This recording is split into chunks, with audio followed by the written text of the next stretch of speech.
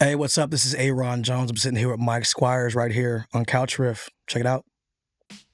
Hey everyone, it's your pal Mike Squires, and this is the Couch Riff Podcast, episode number 284.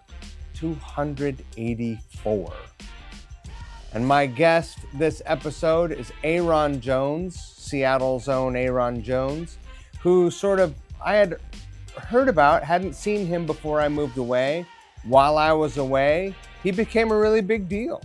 And then since moving back, I've become buddies with him. We did a gig. He was playing, I was working a gig. And we talk about it in this episode. We're working on an unannounced concert project for this August. I'm not going to tell you about it in the intro. I want you to listen to the damn podcast. Quit asking for cheat codes. I had a great time speaking with Ayron. We have a lot more in common than I would have thought that we had in common. And I love that about the podcast. I love talking to folks. So I hope you enjoy this episode. Ayron's got some great stories and has worked with a lot of great producers and writers. He's toured with amazing bands. He's constantly getting to do pretty great stuff. But just listen to the podcast, please. If you are enjoying the Couch Riff Podcast, I would ask you to please support us on Patreon. Patreon.com/couchriffs. This is the only place where you can download the cover songs that were produced through COVID. I do have some more in the works, but at the moment, it's hard for me to keep up in general. So, there will be some more fun stuff coming, more mashup style, like the Peace Sells But Who's Buying song that we recorded. And it will be a lot of fun. I promise you that much. There's also another Couch Riffs Presents night coming up September 12th at the Clockout Lounge. It will be Couch Riffs Presents Sabbath Worship, an evening of Black Sabbath music. So if you can't make it over to Birmingham to see this final Sabbath show, never you fret. I'm going to put together the weirdest Black Sabbath cover night that's ever been Black Sabbath cover nighted. So come on out on September 12th to the Clockout and enjoy. Don't forget the golden rule: treat people the way you want to be treated. Don't be a dick. Support the arts. And, most importantly, don't be a dick. Let's see. You came on my radar not until I was gone, right? I was in New York, and that's where I saw you first. Yeah. You were out. What was that place called? It was called like the Sawdust. National Sawdust. That was for the Sidell Davis thing I did with Barrett Martin and Mike McCready and those guys. And Peter Buck was on that project. And at the time, I had been working with Barrett on my second indie record, and he had got me affiliated with all these people through that, right. This project we did with Sidell, and then they wanted to go to New York because the New York Times were there, had the whole press thing going on, and so we went out there and performed with Sidell out there in New York, man. What a cool opportunity! That was wild. And as young as I was, to be able to experience something like that, which is true for a lot of my experience up until recent days, is that you're old. Yeah, right. Now I'm getting up there. I've had a little more experience, but just having seen a lot of times what happens with me is like I'll experience something big will happen to me, and because I'm so green and naive, I have no idea what I'm doing in the space. Like, I know what I'm doing in terms of like they're like performing wise, but like not. I have no idea what it means in terms of how big it was. But what a big deal to be able to go out there and do that. Do that gig and be a part of that. And Sidell just being a legendary bluesman, and to have been a part of this project, which was being documented, by the way. They've been trying to get a documentary kind of, pitch going on some of these networks for a while. There's something on Vivo about it where Barrett put together some episodes about just music and sound and things like that. Right. Barrett being who he is, man, He's a trip. He's an adventurer. He certainly is. He Without Barrett though, I don't know that I would have been ready to be signed to a major label because he's really the one that took the time to prep me, That's get me cool. prepared with my second record, which was a good record, but it didn't sonically. It wasn't sonically, just the experience wasn't there yet. Sonically we had some great tones, but I didn't know what it meant to be a recording artist at that point. Which a lot of artists, I mean, being from Seattle, you get that, right? Like it's Right. like you'll get really good at your craft, but not really know a lot about the songwriting, composition points, and things like that until you start to get out or have somebody come in and teach you those things. Sure. So Barrett took a first hand in teaching me how to be a recording artist, and yeah. So you're from Seattle? You're born and raised in I'm Seattle? born up the street, man. Yeah, right. I was born at University of Washington Medical Center. I grew up on 30th and Dearborn, right up the street over here. All I right. lived on 23rd and Jackson up until 2000, and it was about 15, 16. And then I I moved lived out at to Alki. 23rd and Jackson for Yeah, a while. dude. Yeah, I was there. 22nd and Jackson was where I lived there for years, man. Years and years. I lived in like a big communal house there for a year. Nice. Jeff Yeah. Angel helped me move in. That's cool, man. Yeah, Jeff's good people, man. I loved living there. Yeah, I think it's great. It was great. I loved it too, man. I mean, especially just being my home, Sure. having lived there my whole life, but just the culture and the people and the vibes, like that was always a place. I mean, even just the music culture. That people don't know a lot about the music culture of the Central District, but cats like Quincy Jones and Ray Charles and Jimi Hendrix, like these are names that came out of that neighborhood, And so just to be from that neighborhood and to live and be a part of it for me was such a big deal. Always, When did you start playing music? And did you grow up in a musical household? Yeah, so my household was pretty musical. I got exposed to it at a young age because the house I grew up in, my uncle, which is my uncle and my auntie's house at the time, they my uncle was a touring musician. He had been out with Earth, Wind and Fire and like a bunch of cats. So but he was a percussionist and a singer and a songwriter. So we always had pianos and all sorts of things around, guitars and things. And that was my first exposure to that. And I think that was kind of the bug that got me for myself and wanting to escape kind of my circumstance because the way we talked a little bit about it before, but the way that I was brought up and the environment that I was brought up in wasn't always the most favorable to me as growing up, and like not having parents around and all that. And so music became my escapism. And so with having all these instruments and things around, I taught myself how to play piano and taught myself to play guitar and do these things at a young age. And then we were going to church every Sunday. And so we were getting in the choir and learning how to sing and do all that. That was my first like little bit of a music exposure education. Were you playing in the church or no? I didn't play music in the church as much, but I sang a bit, I sang quite a bit. I got exposed to drama in the church too. So part of my background too is acting as well. I acted all throughout high school. And then after that, I pursued more music, but that's cool. I was a great actor, man. That's kind of what I'm working on now is trying to get some projects going around the acting part of it, That's exciting. Yeah, it's really cool, man. Yeah. That's really cool. We're in the baby phase of it right now, so we're just trying to get some people involved and see if we can try to make this a reality. But like, we've got some really cool ideas, man, and things working right now. Crazy. Okay, so when did you get your first guitar? And was guitar your first instrument? Or was piano your first instrument? Drums and then the piano. And then the guitar, and the violin, and then the guitar. Yeah, so I went. The guitar was I picked the guitar at 13, and that's when I started playing. My buddy was my buddy in high school, Matt Musselman, man, who lives on the East Coast now. But he was really into guitar, and because we were good friends, man, I got really into guitar because of that too. And it just stuck with me. It just made sense coming from a violin background. Like it was easy to cross over into guitar.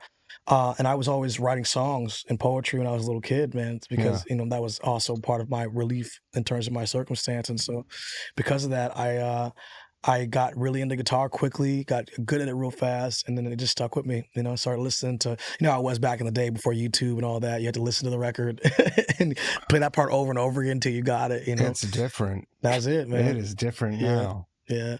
Are you still playing drums? Were you a good drummer? I was getting pretty good as a kid, but it never really stuck with me. I'm decent at it. I bet if I sat behind a set for a period of time, I could get good at it again, but like I was never that great. I could hold a beat Sure. barely, but that was about it. I never had any like I never understood paradiddles or flams or all the Takes technical a stuff, different dude. breed to play drums. It's you're an octopus, man. You got different rhythms on different hands, and then these great drummers can count on these different time signatures, and you're just like, yo, tell me where the one is, Let me know when to come in, bro. I can't do all that.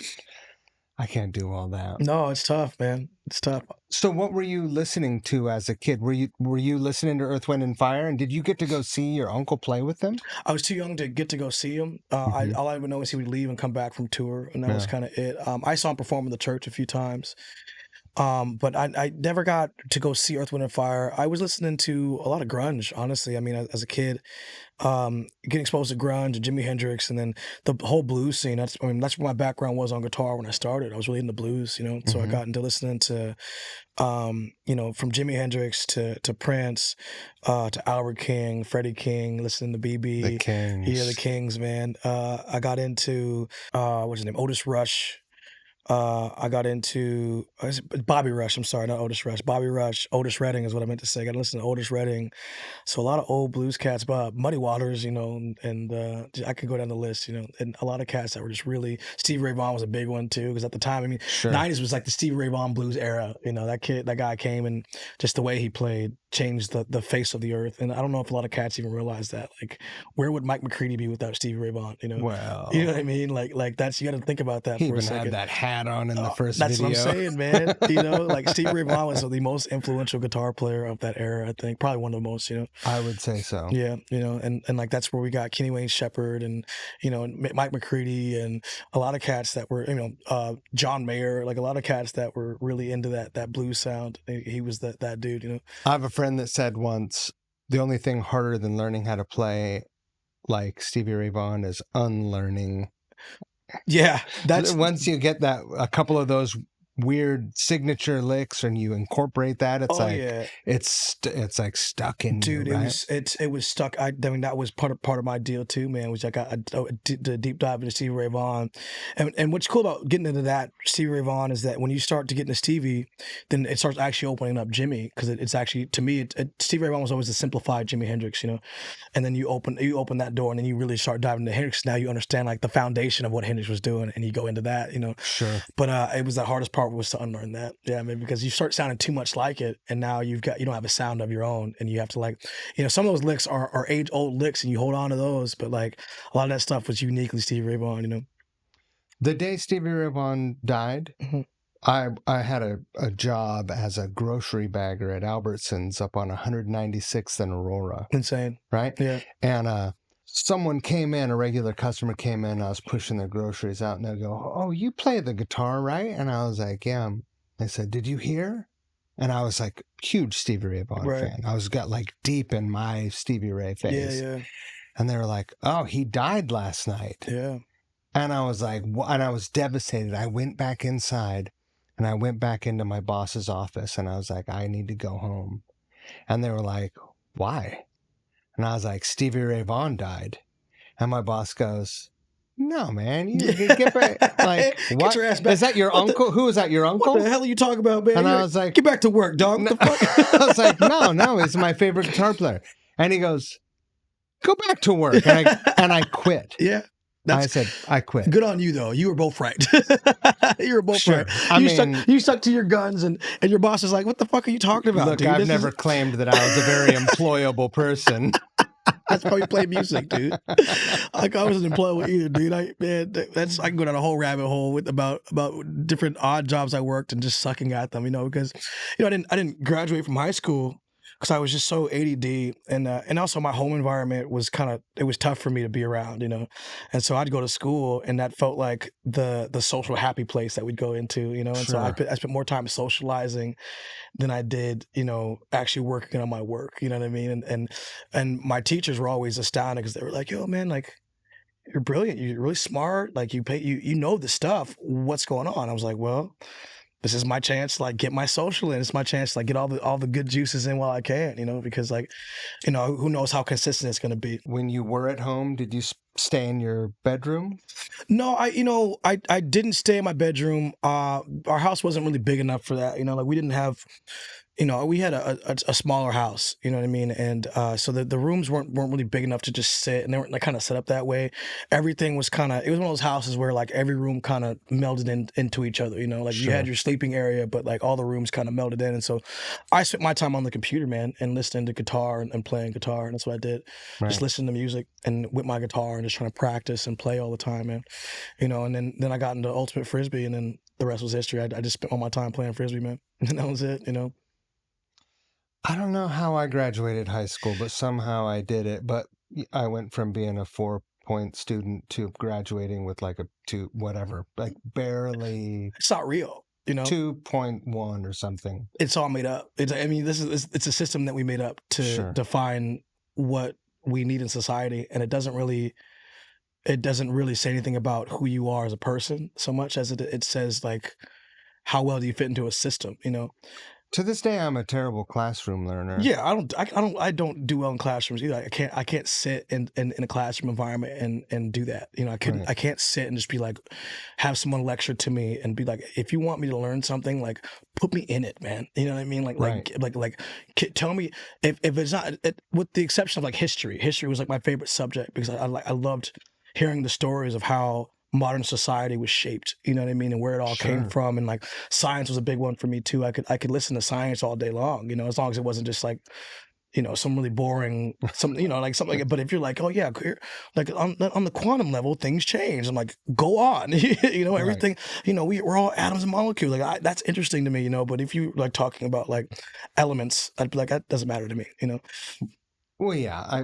You know Who what I wants mean? to look at the table of elements? Who gives a shit, man? Well, I don't know what it means. I look don't at care, it and man. it's like, what? That's for real scientists. I'm just a nerd, I just want to know what like some cool shit about the world. You know what I mean? And that's Sure. it. I think for me, that's why I excelled at acting in high school. And because it was an environment where it was immersive for me, where Right. it was like it wasn't just an education you were getting. You actually had to physically put yourself in a place of in the environment of acting, what it meant to be an actor. It was an art form, It sounds like we grew up in maybe not unsimilar Right. households, Right. Mm-hmm. Environments. Yeah. I think about that scene from The Departed a lot. Yeah. Do you know what I'm talking about? Yeah. When he goes in and he's like, "You're not a cop, Right.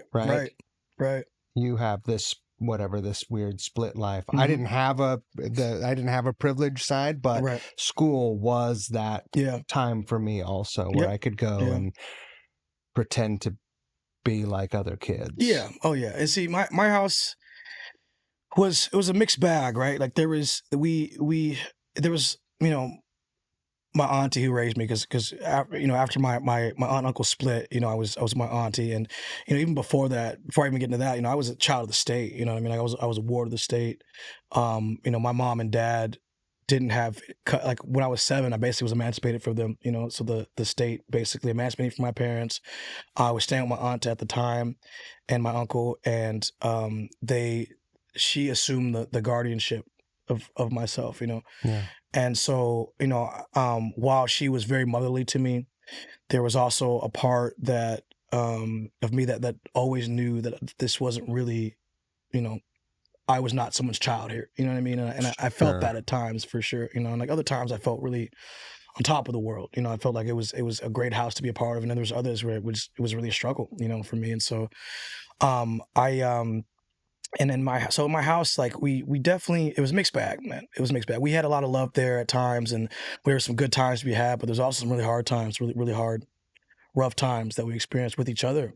Because, let's face it. I mean, there's always trauma. If there's trauma in anyone's lives that is unresolved or maybe isn't recognized, it gets carried on, and that's really hard to see, first of all, and recognize, but it's even harder to address and to try to fix it, And so I think a lot of the traumas from our families, we were dealing with that in that household, and it kind of ripped us apart at times, Right. Yeah, ripped us apart at times. I'm working on this project in August. Cool to talk about this? Oh yeah. So I haven't talked about it on on the podcast yet, but I'm organizing, and I've hesitated to talk about it because it's not a thing where I feel like I want to be like, hey, look, Yeah, no, it's like not. look what I'm doing. It's not about that, No, it's right? It's not. about Right. like trying to do some good for some damaged folks who've done damage, Yeah. but are redeemable Right. humans, Right. you know? Exactly, man.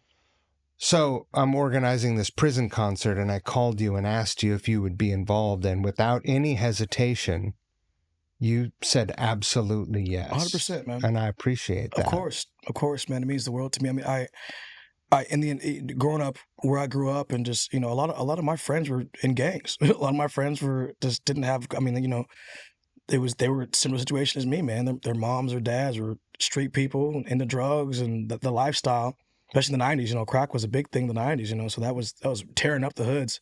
Sure. And so, for me, my best friends were gangsters. My best friends were in gangs because they were being raised by their grandma who was too tired to pay attention to what they were into. So they went to go seek out other environments to be a part of too, that meant something to them. And it just happened to be these gangs, and they got into these lifestyles and a way of life that sent them to jail or prison, So I don't look at people, obviously there's crimes against humanity, you know what I'm saying? And those are hard to, it's hard to say those are redeemable crimes. You know what I'm saying? I mean, although I still think there's maybe a little room for redemption, it's hard to like look at someone who's done some crime against humanity or a child or something like that and say, oh, here's your second chance. You know what I mean? But when it comes to these people that got put into the system of crime and these street level offenses and things like that, I think a lot of those people just had really hard environments and didn't know any better. You know what I mean? I think the difference between me and a lot of those folks are a couple of bad choices, Yeah, and getting caught. Getting caught more than anything. I think that's, for me, that's really what it is. Right. I wasn't that different from them. I've done, a lot of the same stuff, I've getting not caught. been an angel in my life. Never. Not one time. I mean, I'm an angel now. Right. I'm not. But I mean, it's funny. I really am, I really am. But I think that like, I'm just lucky enough to be with someone who knows that like, I'm pretty rough around the edges and non-conventional, you know what I mean? Sure. In my resolve when it comes to people. And, it's what you said. Like, I see the same way. It's like, what do you get away with versus what, like they got caught. That's the only difference. You get caught making one bad choice, then you are in the system. And then that's it. Tough. It's hard to get out of that. It's not it, but it's hard to get out of that. Definitely. But back to just like want to be a part of that project though. For me, it just, I've been looking for a project like that anyways, because it means the world to me, to know, like, I had a relative of mine locked up, and when he was locked up, he was like, yeah, a lot of cats in there like listen to your music, man. It gets them by. And to me that meant a lot, and it was like, who am I to say these people don't deserve that? You know what I mean? That they don't deserve, like, if it means something to them, they mean something to me. Right. And it's important for me to bring that and give it back to them, and that's what I want to do. I want to be able to give it back to them and give them some kind of glimpse of hope that somebody cares out there. Sure. For their rehabilitation. You know what I mean? Because as we all know, prisons aren't our place to be rehabilitated. Really, they're not. They're a place to be. They're supposed to be, but they're really a place for punishment for more than anything. And a lot of people's experiences in prison, there's not one where they got rehabilitated. There are a handful of cats, I'm sure, but probably less so. More people get out and go right back in than anything.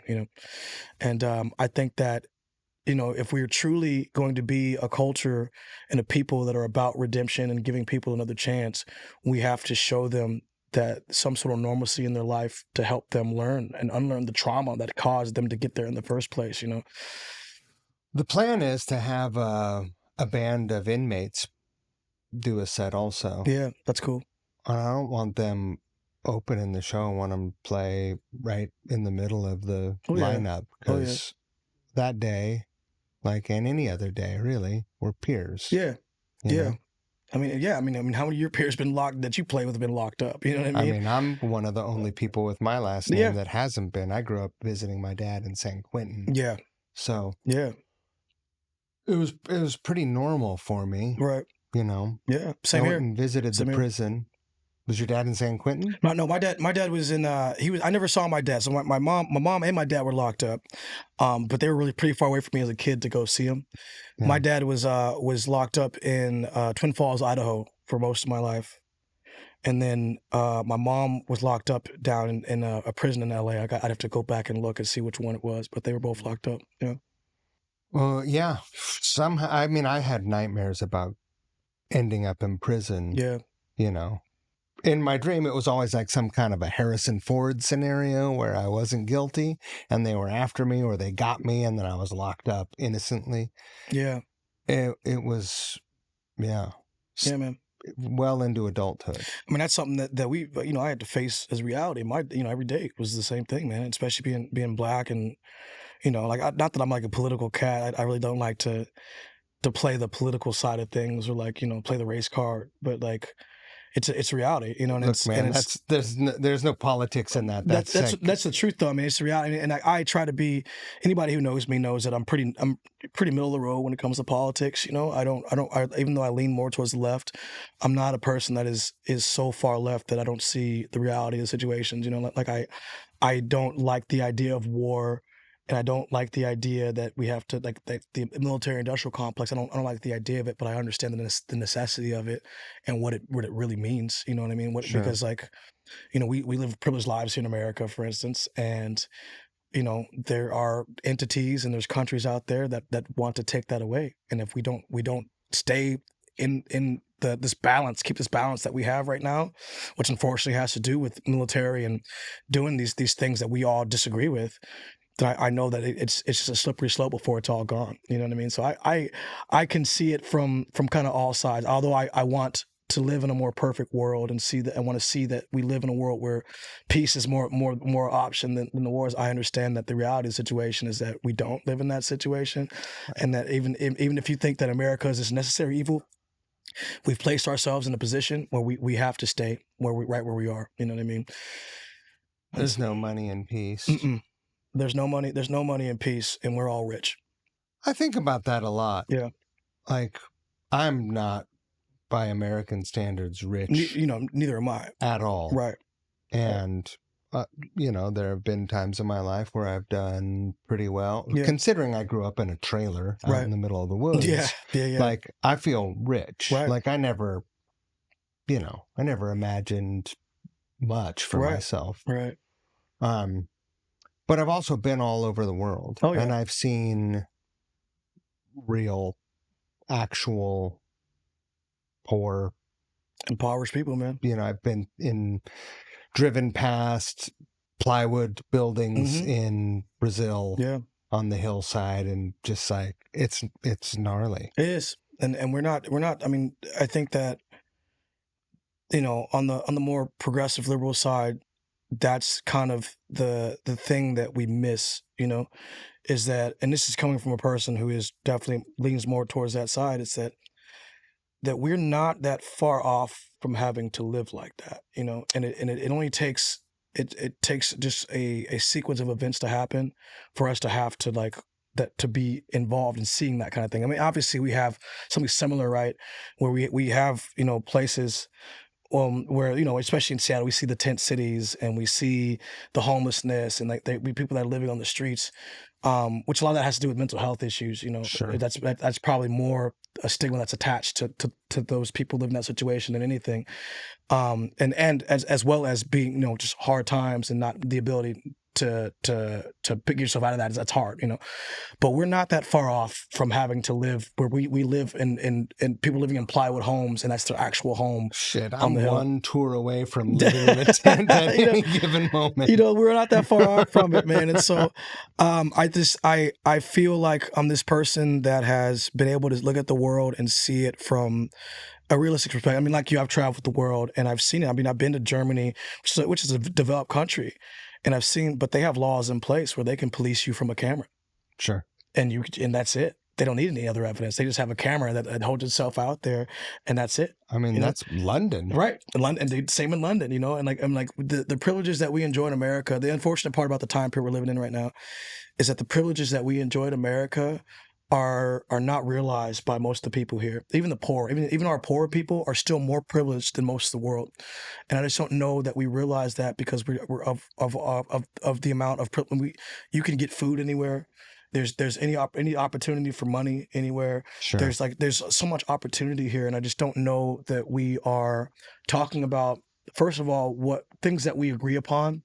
We're in this age where we're always on our phones, and because of, you look at CNN and Fox News, these guys are for-profit industries. Yeah. Your ratings pay their bills, and so it kind of behooves them to sensationalize the news so that you tune in, Of course. and they, you're not going to stick around. It's harder for you to stick around when it's like we're all getting along really well. We have these things in common. Hey, everyone. Hey, there was a peace parade today. We had a peace parade. Everyone showed up. We're so happy. Everyone is. This is the best we've ever done in society. We're doing so well. Nobody wants to watch that. It's like when you're watching sports, and who said I forgot. It's a tie. It's a tie.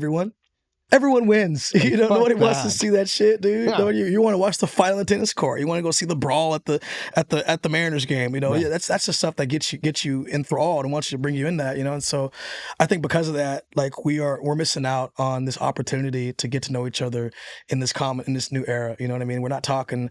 And I've traveled. I mean, just like you have. I've played in front of conservatives. I played in front of straight up racists. Straight up like Confederates and Nazis and stuff, and still found some kind of common ground with these people through music, even though I disagree vehemently with their lifestyles and anything they have to say, like the hate that they breed is terrible. But was an opening for them to get to know a person that they have prejudice about, and maybe think just for a sliver of time to think differently. That's going to help the world more than us sitting there trying to fight back and forth about what we agree upon or disagree upon. It's getting to know each other, and that's only what's going to create that care, man. And so, anyways, I harken back to being black in America is just my reality. You know what I mean? It's not a thing that I can't tell some white conservative dude in the South what to think or believe or how to feel. I can't tell him my reality should be his reality. He should care about my reality.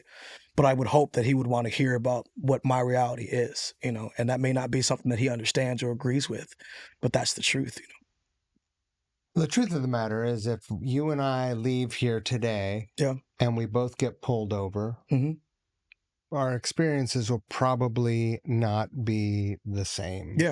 Yeah. It's different. We have different realities, but even with that being said, though, I mean that goes for everybody, though, right? I mean, this is the one thing I've gotten into recently is and not recently, but in the last I'd say 15 years of my life, I've really gotten into quantum physics, man, and understanding like the world on a small level, because there's really no difference between anything on the micro, on the quantum level, and consciousness is something that I've gotten really into, and one thing that I've begin to realize about consciousness is that everyone's reality is different. Everyone experiences time and space so differently, And that's on a baseline. That's just the baseline is that you and I are going to have different realities, a different experience. And in fact, every moment of my life is just a frame rate. You know what I mean? It's a snapshot. And my next snapshot is a different reality than one that I could have chosen differently. Even right in this captured experience, we're having different experiences. Absolutely. And in every single moment, you and I are going to split off into a different reality, and whatever choice we made doesn't just disappear. The other choice doesn't disappear. It just goes into another reality, and that's the truth. That's the truth, man. We just live in these different realities. And I think the more that AI and the quantum world starts to come forward, the more that we're going to start to realize that as a culture and as humans, that we are experiencing something that is so much broader and bigger than ourselves. And the things that we fight about are so petty, Well, sure. They're petty, and so, but, I say all that to say that part of why I agreed, so, why I wanted to be a part of just playing at the prison was that right there. You know what I mean? Was that we experience different realities, and there's a bigger picture happening. And I think for a moment in time, we get to go in their lives and show them what's possible, show them that there's an options out there, there's hope out there for you yet, I'm gonna reach out to some companies and try to get some products to bring in to the fellas there, because they have some instruments they had a budget this year and they bought some new instruments. Yeah. And then they have some old instruments as well. But my third guitar, when I was in high school, my uncle, through very sketchy means, Yeah. brought me a 70s Les Paul Custom, Yeah. and when it showed up, it didn't have strings on it, and I put strings on it, and they were all the way down on the fretboard, and I didn't, I didn't know how to set a guitar up. Right. I didn't understand what setting a guitar up meant, and so I want to get some techs to go in and teach these guys how to fish. Yeah. So they can set up their own guitars. And they have even these guitars that, they have some first acts and some low end guitars in there and some nicer stuff. But well, let me know anything I do to help. Man, I'm pretty well connected with some guitar companies, and so anything I can do to try to help out with that, I definitely will. What you need is a new Helix, man. You got that knob broken off. They sent one to me, man. They did. Oh, good. They sent one to me. They sent me a Helix, which is also thank you, Helix. By the way, Line 6, love you guys. Yamaha. They sent me a new one, and they want me to send my other one in, and they said keep this other one as a backup. Oh, great. And so I went ahead and I'm sending that in, and they're gonna fix the knob for me. But yeah, man, the I Helix called my dude and was like, hey, what's up? It's been a life changer, man. It's been a game changer for me. Even in the studio, I mean, my last record, I couldn't even tell the difference, honestly. I mean, like it's from, great. It's just great. I mean, the era of music that we're in right now is pretty insane, especially in the digital space. There's nothing, I think analog is a feeling though, that you can't replicate that feeling. Sure. But I'm telling you, man, when you're kind of sonically, it's like, that's where it comes from right there, man. It's like being able to have the world at your disposal is an amazing thing to have in the modern era, Do you think kind of like the internet though, it's, maybe it's hard to pick a sound, stay focused and just go if you have all that? It can be. It definitely can be. I've experienced a little bit of that, Right. Like when I first got the Helix, all I tried to do was emulate the amps that I'd already had, and it works pretty well. And then I started going, okay, well, show by show, like I just played this show with Seether, and I was trying to create a whole preset for it, and I get there and it sounded amazing in my headphones, and I get to the venue and my sound tech's like, it's not cutting, he was like, that sounds great for an album, but in this room no one's going to hear you. You need to change your preset. So I had to go back to my old preset basically and play through that, so I mean, but you also are in an era where it's just you push a button. It was a button, dude. Yeah, I just went right back to okay, cool, man. I went right back to it, I'll go back and re-EQ that. Yeah. Exactly, man. But I love it though, man. I mean, it's been a game changer. Even with all the touring I've done, I spend so much money, and like I've made some good money, man. I've been making good money for the last couple of years being a musician, but like all of my money goes into touring. You know what I mean? And I have to, rent out the van. I got to pay the guitar tech and the driver, and I got to pay, the band, and I got to pay, all this, the gas, the gear, everything, and you're talking like, I'll get out there. It'll be $25,000 in a month just to go on tour for a month. You know what I mean? And so like, it's a lot of money. And so, getting that Helix has been a game changer in terms of just like being able to save money, but also just space, man. And the fact that I can show up and whether it be, a 400 capacity room, or if I'm in a stadium or an arena, I just plug that baby in and we're good to go, and I pick it up and I'm out. And that's it. The only thing I pay for now is the drum set, Right. And that's it. But that's not that bad at all, in terms of saving space and not worrying about amps. When you're playing live, like I go through, two cabs. I go through two combo amps. I'm going through a Dr. Z Maz Senior, like 38 watt Maz Senior, and then I'm going through a Hot Rod Deluxe, a Fender Hot Rod Deluxe, simultaneously. And then my guitar player is usually going through either a Deluxe or a Reverb, or he's going through a Vox, AC30. And then my bass player he's got the stack set up for him over on his side too. So we're all it's a lot of money that I was delving out, man. So I'm just thankful that we all went to the boards and we're able to do we're still able to do what we do. And even better, I mean, we've sounded, I'll be honest, there are some times that I miss that analog tone, but we've never sounded better consistently, just having that gear set up for us. Are you on ears? No, we've been using monitors, but we're going to ears, I think. The monitors have been okay, but we kind of, I think there's a tightness factor that we're missing out on. Sure. Because the monitors are fine, but like if I step away from my monitor and try to like put on a show, we can't hear each other. And now we're, Have you noticed without that stage volume that vocals are better? Save my vocals, Sure. I mean, we're dealing with some vocal issues now, just from years of touring. You know what I mean? Like I've got some healing to do with my vocals, but it saved my vocals. Though. I mean, I can't imagine what it would have been like without. You know what I mean? Like it's the stage volume not being there. I mean, we experienced that recently. At a show we did in Michigan, we had amps on stage for the first time because they offered to pay for amps for us. We're like, oh, we're going back to amps. We didn't know what the hell we were doing, bro. We're like, we had them cranked up to 90, and they're like, you gotta turn it down. And we're like, what do you mean turn it down? They're amps, you know. We forgot that how to play with amps because they've been so long. Right. But my vocals just like it just shredded my voice, man. Just tore me apart. And so like yeah, I mean we having like not having that loud stage volume on stage has definitely saved my vocal. It's been easier to mix us too, you know. Sure. Yeah. And so these are decisions you've made from years and years of touring. Yeah. So I want to go back and talk about some sort of like bass level things. Like, yeah. Do you remember your first show that you ever played? The first time you performed? Talent show that's where I was at, right? dude. Yeah. What did you do? We played a song called Hurricane we made up. You wrote it? We wrote it. Yeah, we wrote it. We did that talent show. We did okay, but we just like guitars weren't in tune and like, you know, it was a fun time, but that was the first one we did. I did some violin stuff too, you know. I was doing like violin recitals and things like that, and orchestra. I was in orchestra all throughout 6th grade all the way up to 12th grade. You know, I was never that great at violin, but I had a space to learn music, which I loved, you know. Right. But that actually played the bass line for my composition and writing eventually, you know, because I learned all these like foundational tools, you know.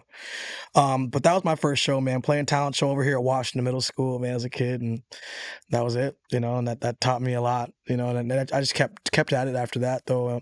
High school, I had a teacher called Tom Nolette.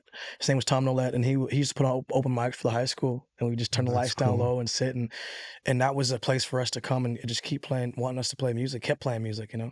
And I was lucky enough to grow up in the grunge era, so like, you know, grunge and post grunge, and everybody had a guitar at that point. Man, we're all in the hallways singing and wearing our flannel and talking about our feelings, you know. You know. And what about your first band? My first band. So let's see. My first band was out of high school, and there used to be a spot called Mr. Spot's Chai House, and I got together with the bass player and the guitar player, and we would just jam, man, and that was it. We were called the Rain City Blues Band, is what we call ourselves, and we're just 3 dudes that would just get up there and play cafes and had some lower level gigs and things like that, you know. Where was Spots at? Mr. Spot's Chai House was on Market Street in there out over there in Ballard, man, right off Market. Right. Yeah, dude. Yeah. And that was like the little spot, man. They were giving me gigs. They were giving me gigs there. We played gigs and it was great. Family would come through and everything. And until they found out I was like 18 or 17 or something like that. I was 18. They were like, you're not supposed to be here after 10. Right. So they had to stop giving me gigs, man. But that was my first band. And then I started a band called Ayron Jones in the Way. And that was the band that was like really close to making it after some time. You know, we did some local shows here and there. And that was when we started opening for big acts like Robert Cray and BB King. And, you know, we'd open for the Lost Lonely Boys. And that was when we really started getting our feet wet with that. And eventually Sir Mix-a-Lot discovered that project. And that's when I put out my first indie record with Sir Mix-a-Lot. You were already playing those gigs? Yeah, so we were already getting those gigs before that, and then after that we started getting more of that, you know what I mean? But like 2014 was when we opened for BB King over here at the Moore. That was like probably the biggest show at that point we had done. That was right after the Mix-a-Lot thing, but before that we were already kind of getting some gigs. And even then, my first, I tell people this, without Big Boy and Outkast, and the Goody Mob, I wouldn't be here, man. Like that was my first guitar gig was playing with a group called Deep Cotton. Mm-hmm. And Deep Cotton was the producers, Chuck Lightning and Nate Wonder, who were the producers for Janelle Monáe's first record, And so I used to go out there and play with those dudes. We toured with Janelle Monáe, and this is right when she was opening for Fun, right before she really blew up. We were opening for Fun, and we would do gigs over here in LA and that's cool. And things like that, man. So those were my first gigs, and then they had called me to come be a guitar player for Deep Cotton and be a part of the Wonderland crew, which was her label.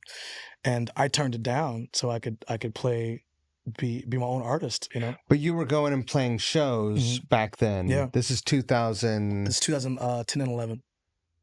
Yeah, man. So Tell me about the first time you flew out and did a gig. What kind of gigs were these? Were these theater gigs, club gigs? The first time I flew out and did a gig was with Janelle.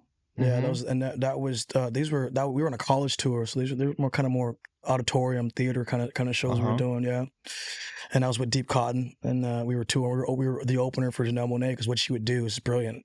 Game plan was that she had her own label, which made it easier for her to say, "Hey, I want to get onto your tour. I've got my own openers, and we can bring that with us." And so Sure. it was a beautiful game plan. You were a kid Yeah. from Seattle. You played Spot's Chai House. Yeah, Mr. Spots, yeah, dude. And Yeah. then what? I mean, you were So flying out and doing these gigs. How were you feeling? Like, were you intimidated? Did you have like young over kid confidence a or little of both, man. I was intimidated. I think that for a long time on a personal level, my life was like experienced this crazy unnecessary drama too. So like was unfocused. Like I didn't really know how to focus and like let my life just like take place. Like I was always putting Sure. myself in these crazy situations. So I was a lot to learn at that point. And even before that, so the way I got hooked up with the Janelle situation was that I've been playing these local gigs around here. I started this group Ayron Jones in the way, but like I started like trying to get myself away from working a day job by like playing these like little shows locally. And then I would do the acoustic shows on the weekends. I would try to get gigs with my band. And I started out playing every Thursday night over at Escada Bistro down in Lower Queen Anne. And Escada Bistro was owned by Sean Kemp and Troy Wright. Troy Wright used to be married to Janie Hendrix, and Janie Hendrix is Jimi Hendrix's little sister, right? Sure. And so I became good friends with Troy and Janie's kid, Austin Hendrix. And Austin went on to work with WB and was working with Janelle Monáe. So I got the Okay. gig with Janelle and Deep Cotton through the Hendrix family. And working with Sean Kemp before that. And so like this is my life is taking shape. This is how my life is shaping up at this point, And so Right. all these it's just kismet. All these people are helping drive my career to this level. And so that I was so green working in that situation, but I learned a lot. I mean, how old were you in '96 when the Sonics were you were Yeah, let's see. 3? How old are you? I would have been let's see, 96. Um oh man, how 'Cause old was I? Sean Because I'll Kemp be was like a god. yeah, and that would have been 30 years ago next year, right? Yeah, so I would have been 9. I was 9 years old. So you were Yeah. well aware of Sean Kemp. Yeah, I knew who Sean Kemp was, dude. I was well aware of Sean Kemp. Yes. Right. Yeah, very much. He was a hero. Like he was up there with Griffey and Gary Payton and all those guys, like that era. Straight to the NBA. Yeah, dude. Kids, 18. Still a good friend of mine to this day, like to this day is a good friend of mine. And What a stud he was so basketball great, player. man. He was such a good player, and but as a human, Sean is just one of the coolest cats I've ever met, man. One of the nicest dudes, nicest guys. And Sean was my guest, man. When I opened for Guns N' Roses, he was on my guest list, man. That was my That's dude. great. So I hung out with Sean and Gary. Gary, I think was Gary Payton there. I think he might have showed up too, man. Wow. So it was like all these cool cats had showed up, and I remember telling Duff, I said, Duff, man, I got to get one more guest slot. And he was like, "Oh, what's going on?" I was like, "Sean Kemp's coming," He was and like, Duff "No goes, problem." "Sean Kemp is coming." Yeah, dude. And so yeah, man, my life was shaping up, and these people were coming in, and Sir Mix-a-Lot had already known my cousin because she had done this competition, know my cousin Patrice, and so he had known her and kind of found out about me through her, and then it was years later that he realized like who I was connected to, and walked into a random bar we were playing at this time with my band. We were doing some battle of the bands kind of type competition, but it was all online votes. So we were like scrambling to get these votes, and so we're doing this thing, and he walks in because we got to know a mutual friend of his, and he walked in, loved the music, and was like, "I want to produce your next record," so produced my first indie record. And so all this experience was kind of culminating into learning how to do this thing. And then Sir Mix-a-Lot was the first person to teach me how to put a record together, like to put a song together. Sure. Because at that time all I knew was jams. I didn't know anything about actually playing, and even having worked with Deep Cotton and under Janelle, like I didn't know I still hadn't figured it out yet. I was inspired by that. Like I was like, if you Sure. can be an artist, I was so inspired by her artistry that I was like, I can do this. and wanted to, but I had no idea what I was doing. And so Mix-a-Lot was the first step to that. That blew up regionally in 2013 when we dropped that, and like big regional hit here. You know, we were on news and TV shows. It became a big deal, and that's what launched me into touring nationally. Right. You know. And so then I went. Then after that, Barrett discovered me, and then that taught me how to put even further that, you know, got me connected with a lot of the old grunge scene, and then the rest was history, man. You know? And then when did you put out your first major label release? That was in 2020. Was my first major label release. So shortly after working with Barrett, What timing? Yeah, it was crazy. It was insane. It was insane actually. So 2017, I dropped a record with Barrett. It's, you know, we're on this indie label, and it did pretty good. It did all right. We just didn't have like the money to push the record out there, Right. but it definitely got my name in some underground seeds all over the country, and we did some touring. And I just got signed to major management, so they threw us on a tour with Theory of a Dead Man, and so we toured with Theory of a Dead Man under some, you know, just as this indie band just first getting signed, and you know, we dropped some seeds, and it definitely planted the seeds necessary. And then 2019, that was when John Varvatos and Big Machine come in, and they came to Seattle just at the end of 2019, November 2019, checked us out.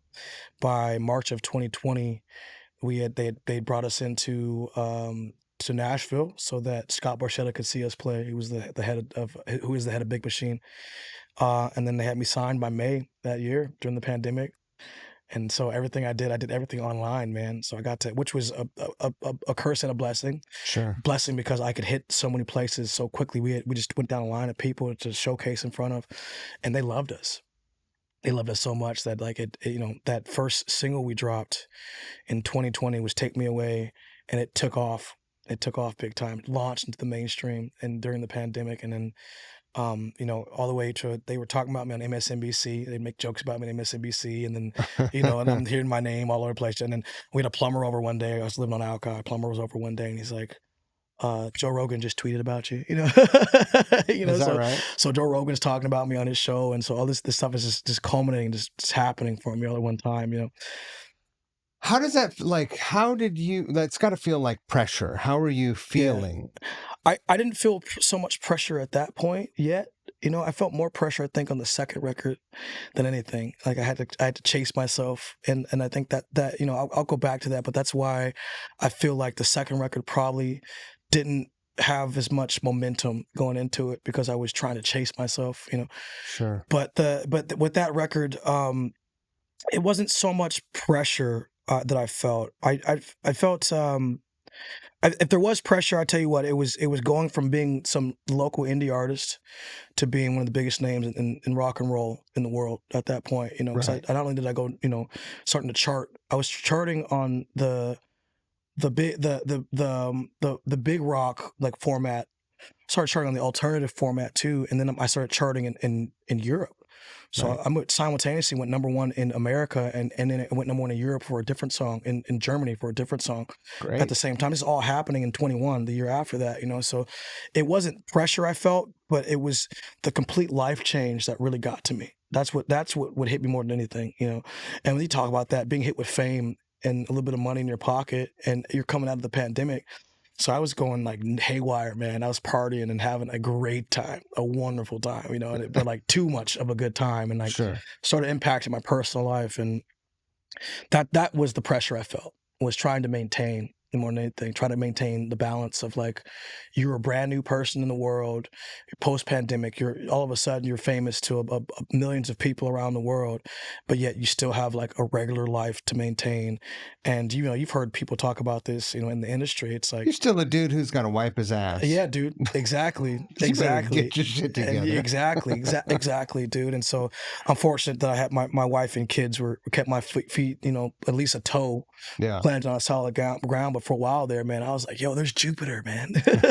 Like, let's go touch it. You know, and they're like, nah, there's nothing out there. It's just gas. You know, you got to chill out, you know.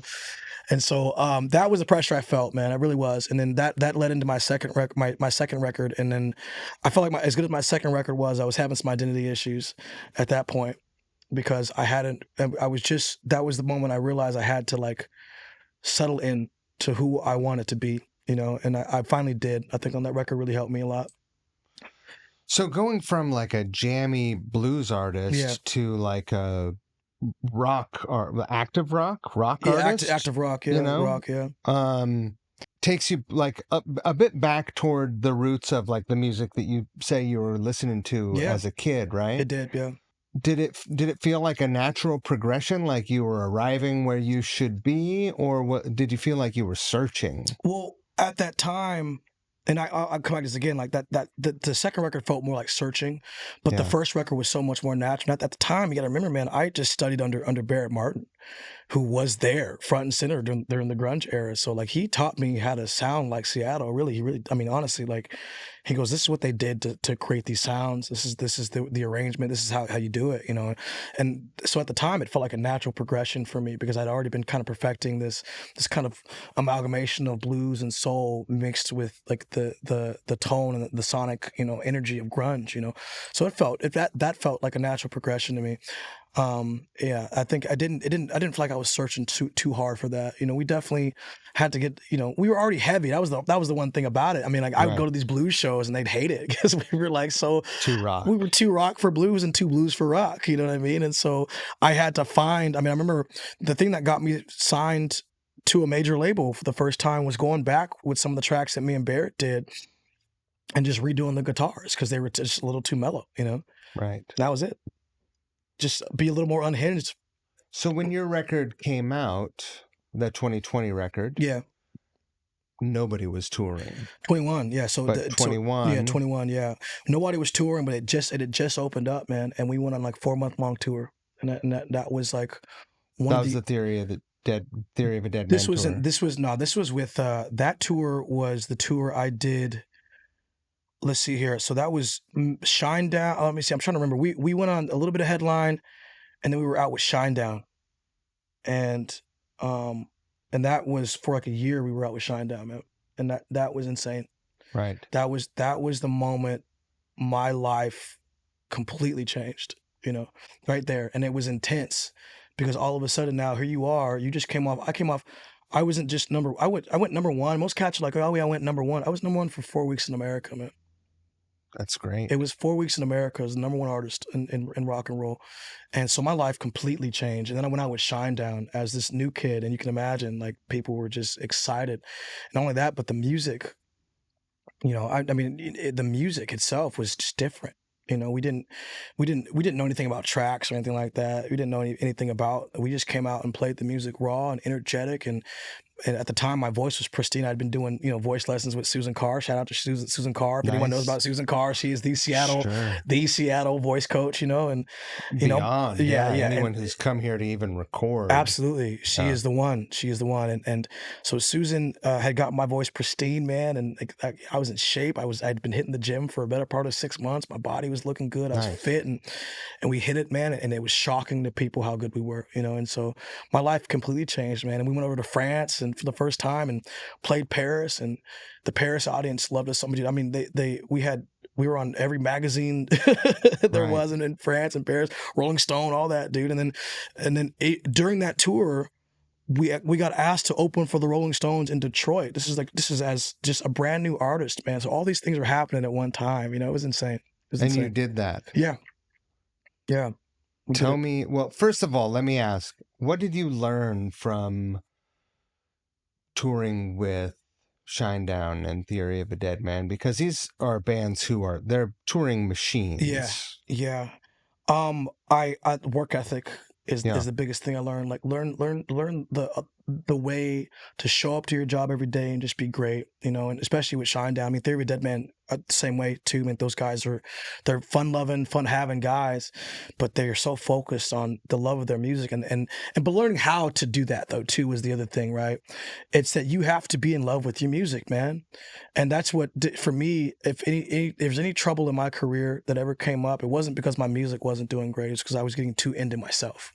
Right. And there comes the balance. And if you talk, and which is great, because like I have access to people now in my life that have been through this. These are older bands, right? These are big bands. I mean, Shinedown obviously is still a big band. Theory of a Dead Man is also a big band still. Seether as well, and big bands. But these are cats whose heyday really was back in the 2000s. They've been going for a long time. Yes, I mean, with the exception of Shinedown being, they're probably way bigger now even than they were then, and they were massive then. But like the love of the music is what drove them to being great, and they can tell you about their experiences as being rock stars, which is, it's all sex, drugs, and rock and roll and all that. But like they'll be the first ones to tell you you can't sustain a lifestyle that way, and they taught me a lot about that, just watching them, being around them, and and same thing with Theory of a Dead Man. Like these guys taught me how the work ethic and what it meant to be a great artist. And there's difference between musicians and artists. We have a lot of really great musicians in Seattle that are learning to be artists, but there's only a handful of cats who I would look at and really consider this person is a true to form artist. You know what I mean? Sure. I mean, when I say that, I don't mean the cats who've been there and done it. I'm talking cats who are trying to come up and learn the way and learn how to be their own thing. Right. You know what I mean? On the subject of people facing down stardom, I think if someone is lucky enough to have 15 minutes or more, yeah, most people are lucky to get 15 minutes, yeah. right? Oh yeah, yeah. Most people, think about how many bands there are. Oh yeah, thousands and thousands and thousands of bands. If your band is headlining the, whatever, the Sunset Tavern you're doing great on a Friday night, you're doing a lot better than maybe you think you are. You're doing really great. And that's another thing too. Be proud of that. Absolutely. I think that's so but important. Don't let that shit get to your head. Don't let it get to your head, dude. I mean, as an indie artist, I was hot shit in 2013. I thought I was the hottest shit, Sure. At points I thought I was the hottest shit, and and then you start getting out there and realize you're hot shit in Seattle, and that's nothing. Like being hot shit in Seattle is great, and it's an accomplishment. Yes. It's something. It means something, but it means nothing if you can't take it to the masses, man. And that became the challenge for me, was humbling myself enough to realize that there was so much more I wanted to do. And it's cool if you walk in bars and people know your name. That's fine and good, man. But what do they know your name for? Being the guy that was in the Seattle Times for your music. That's awesome. A local feat for sure. But I'd rather be known for being a good human. Exactly. Being a good dude, man. Being a good dude. If you're known for the guy that they saw out there, they say, oh man, you open for the Stones, but you walk in the bar and you're just like down to earth, you're cool, you shake hands, you smile, you just showing nothing but love. That's what you want to be known for at the end of the day, man. And that's kind of what I strive for at the end of the day. And this is also what's helped my career to go further, was because I learned to just let's talk about the Stones show. Yeah. So you did one show. I did two shows. So I did one in Detroit. They kind of called us last minute after we did 3 months of touring, man. And they're like, you got one more week of this tour. Sorry guys, you're opening for the Stones in Detroit. So we opened for the Stones there. And then Keith Richards loved us so much that he had us open for them in a bigger show in Paris. That 6 months later. And these are stadiums. Yeah. We were at Lions Field, man. I saw them right there. Yeah. Last year. Yeah. Did you meet those guys? I got to meet Mick because he was coming off from sound check, and so I got to say hello, and we chatted for a while. And the dude's so knowledgeable; he already knew about the music and the band, and it was really, really happy to talk to me. And I'm sitting next to Bob Lovelace, my bass player, and one of the coldest things he says to me, I said, "Man, you're the man, Mick." He goes, "No, you're the man." And I was like, like this moment where I'm just Bob's this is crazy. Bob is just like, no one's ever gonna believe this happened to you, bro. And which is great, because Bob has to be witness, because I'm such a casual dude, you know what I mean? Like, I'm never gonna come up and be the guy that's like, hey, what's up, babe? Yeah, you know who I opened for, you know who I am. I'm always really chill about stuff, but I think Bob is more my hype man sometimes than even myself. Bob's like, and then we fucking win. Do you know who this guy opened for, man? You know the fuck he is, dude? Like, stop. No, Bob, we're just at the bar. Stop. Cut it out, Cut it out, Flav. Yeah, cut it out. But go on. Say one more thing. What did you say? Yeah, that's right, baby. Remind that's right. me. Yeah, remind me again what we did there. You were there, right? Yeah, man. No, so, but they loved it so much that Keith has opened for the Detroit show was good. But it was a smaller capacity than the show we did in Paris. It was like 70,000 people, man. That's a lot of folks. And it was insane. And that moment, that was another, so I talk about these moments of big fame happening. That was a moment I went from in Paris. Like the same thing that happened to me here in America on a which is more spread out and took a longer time, happened to me instantly in Paris and in France. Who's the kid who opened for the Stones in Paris on their European tour and their only stop in France? Who was that guy? You know? Let me ask you this. Yeah. Coming home from tour is like one of those car commercials where they crash a car into a wall, right? Yeah. And you're the crash test dummy. Absolutely. Yeah? Yeah. Because, there's all this dopamine. Your whole day is in preparation for a show. Mm-hmm. You sound check, whatever your routine is, for the day. Then you play a show, hooray! Yeah. Everyone's going crazy, and then all of a sudden you're on a plane, which still feels like movement, and then all of a sudden, and you stop. And you've got 5 kids. I do have 5 kids, yeah. Man. So when you come home, now you go from being like a star of the stage to being the tour manager. Yeah, exactly. And the dad and changing diapers and all that. I have 5 kids. I had 2 from my wife, and then we have 3 together.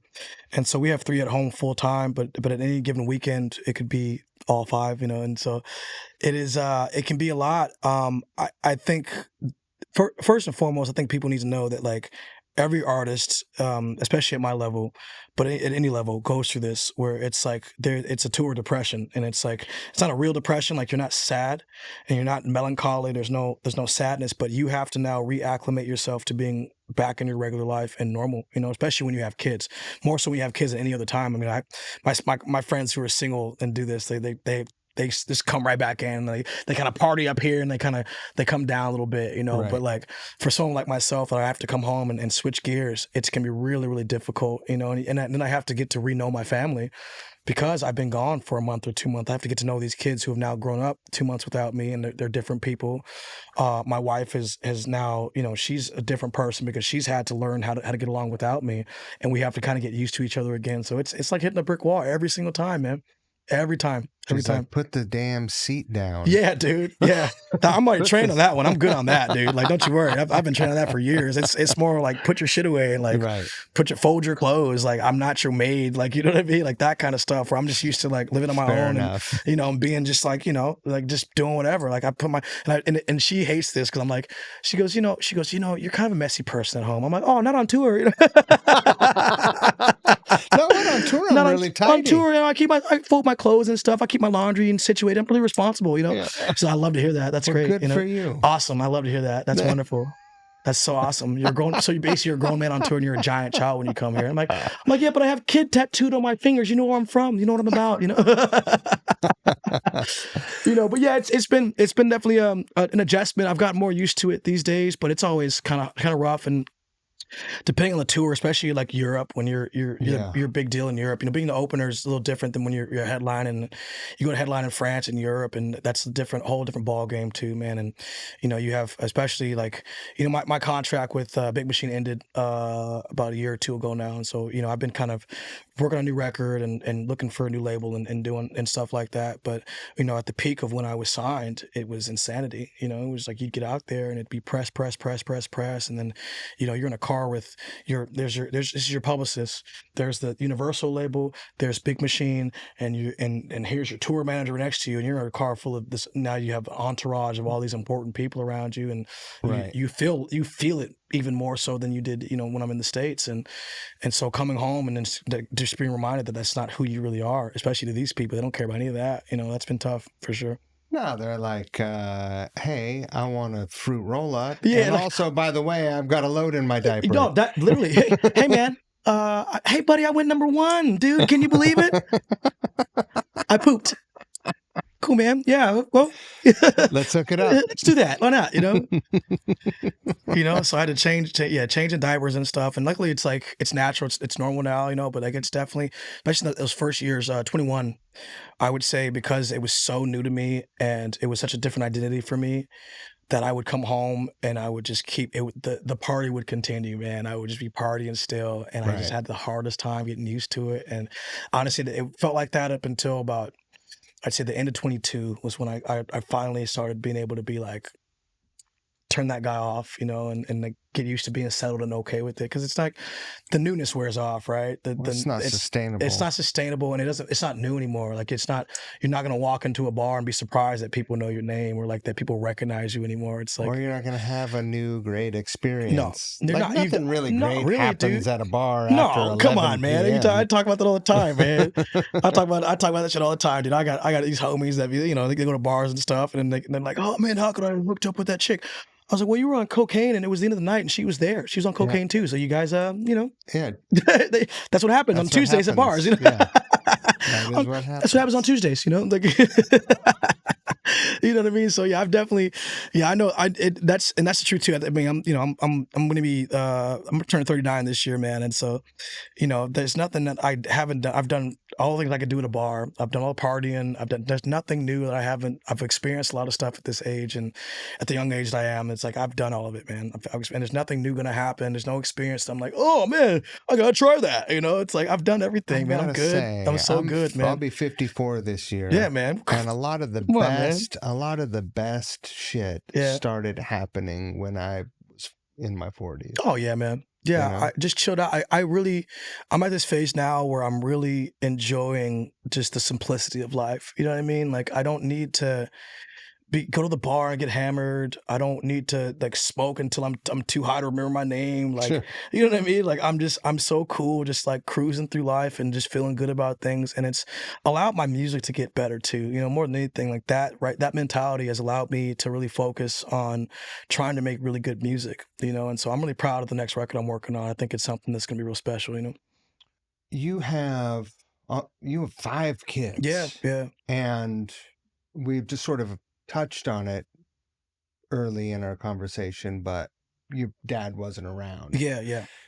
How does your experience as a kid play into your approach to fatherhood? Quite a bit. I just, two things happen when I started having kids, man. The first one's always the doozy, because you're still learning, you're learning how to be a parent.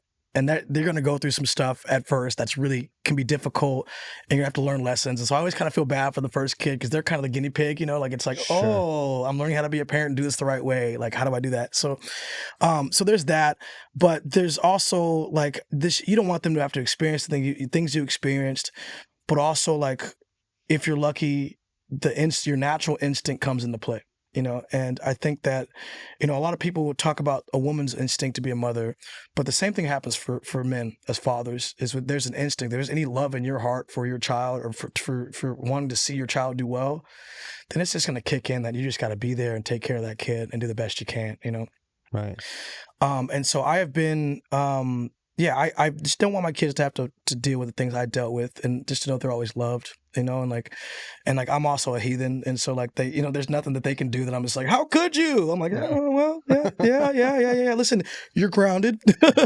I'm sorry, I know, So I don't have my approach to parenting is a very just kind of loving, hands-on kind of way, but not to the point to where I don't want them to have their own individuality as well, and just to know that I'm there, because I think that my experience with my parents, that maybe something that they didn't realize was like, it was never about whether you could be there or not. It was when you showed up, and just being present, just knowing that you were around, Right. and my daughter and my son, my oldest daughter and my oldest son, like dad's not always around, like they live in different houses. And so dad isn't, I'm not there every day, but they know I'm here and I'm present, and it's a phone call, it's a text, it's I'm thinking of you. It's like those things mean the world to your kids, and just know that you're available to them, and they can call you at any moment. That changes their lives, man. Just to know that, and that you want to be there. We live in a world now where everyone is infinitely more reachable as well, right? Yeah. Oh yeah. Absolutely.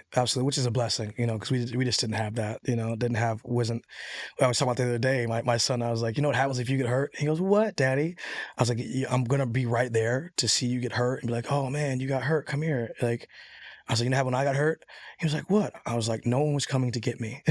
Right. I had to go home. I had to go walk home, limp home, bleeding. There was no cell phone for me to call anybody. No one was gonna call my mom or my dad or my auntie or whoever. I had to go home bleeding, and I had to deal with it. Pushing my right, bike home right, with just a like split open cut chin. everywhere, Yeah. dude. I got bitten in the mouth by our family dog one time. And it wasn't really our dog. We were just taking care of the dog, and the dog bit me in the mouth. And so I had these puncture wounds in my mouth. I didn't know how bad it was at the time, but he got me pretty good. And like if you look at my nostril on one side, you would see a line where the tooth kind of went through. I just didn't realize how bad it was, And then I lied for the dog, So because I was like, I provoked the dog to do it, because I kind of did. Like I was being a dick to the dog. Let's be real. And I was a little kid, but I was a little kid, so what did I know?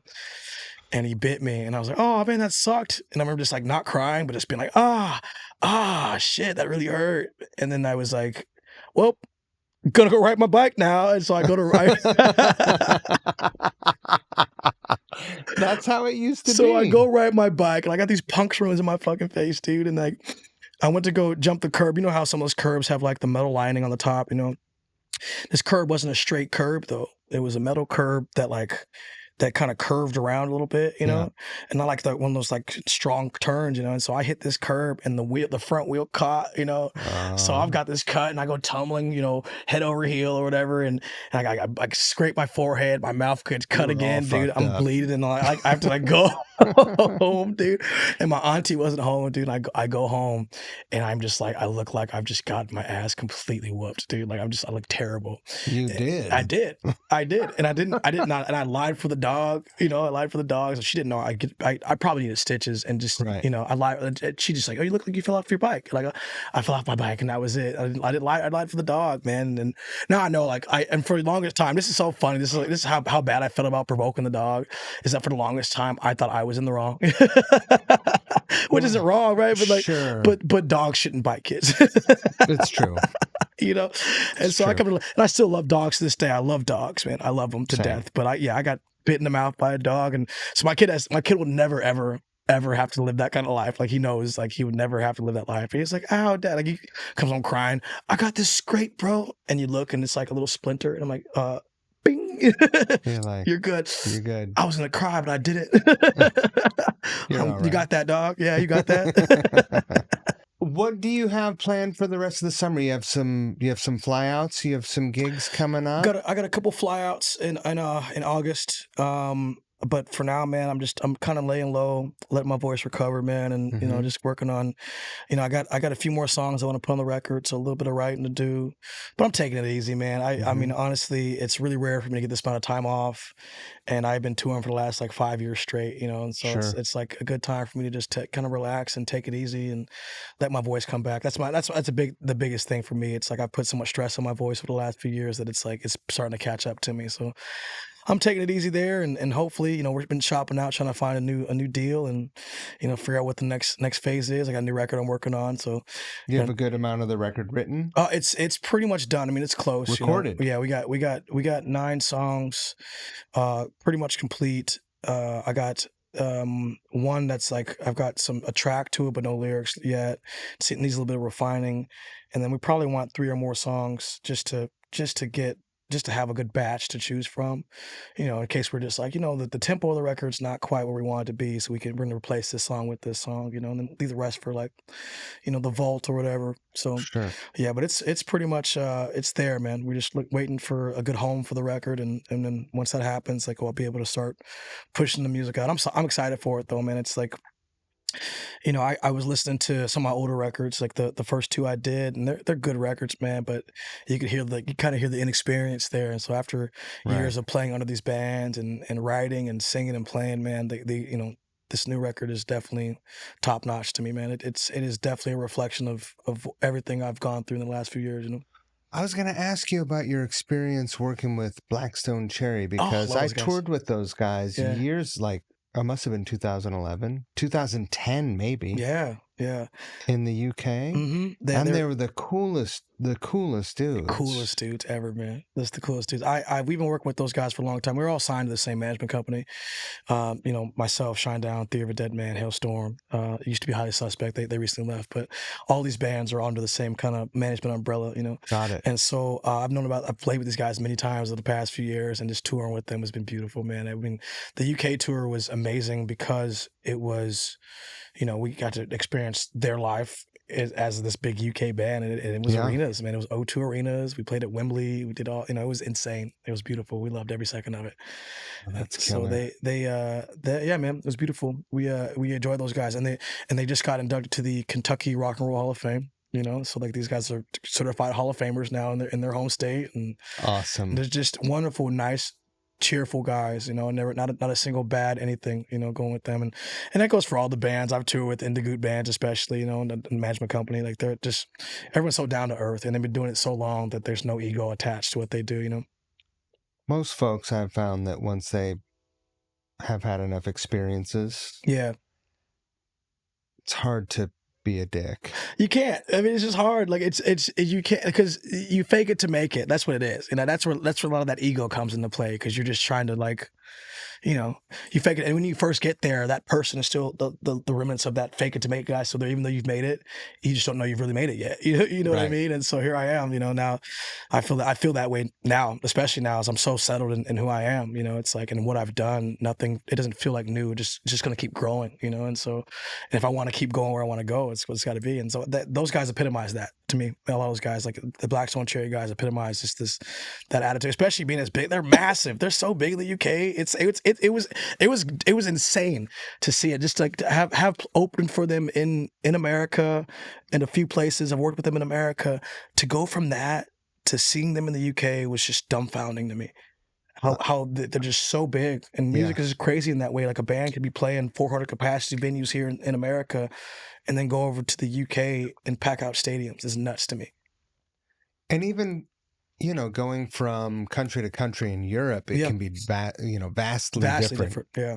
Yeah, you big, like, it's my career is huge in France, and then you go over to, like, no one knows who I am in Spain. You know what I'm saying? It's France and Right. Spain border each other, and like no one has any clue. I've never played Spain. You know what I mean? Really? Not played Spain, man. Oh, that's wild. I played all over. I played all over Europe. I played as far as the Czech Republic, and I played France and the UK. I played Germany. I played Luxembourg. I played in Switzerland and Yeah. Italy. I've been all over. But if you Never you Spain. go to Spain and no one has any clue what's going on. You know what I'm Oh, saying? And Spain is great, Yeah. man. You got to get yourself yeah, there. I know, man. I spent a little time there, just in passing, going through it, but never had a chance to actually play a show there yet. So I'm hoping in the It'll next few happen. years it'll keep growing. Like that's been my agenda. It's like, my last single went number one. My last single went number one back in it was like in 23. And then Mhm. last year I've been working on a new record and kind of just touring and supporting that. But that's the thing, is like I just don't want to chase myself anymore, and I had to really realize that, like, it's what Mix-a-Lot taught me years ago, when he was like, you're gonna have hits, and the worst thing you can do is try to chase yourself. Right. Don't chase yourself, man. Just be genuinely you and make music that you love, and that's it. And so I'm just, I'm hopeful that this record is a reflection of just being what I love, and we can open up some more doors in Europe and all over the world.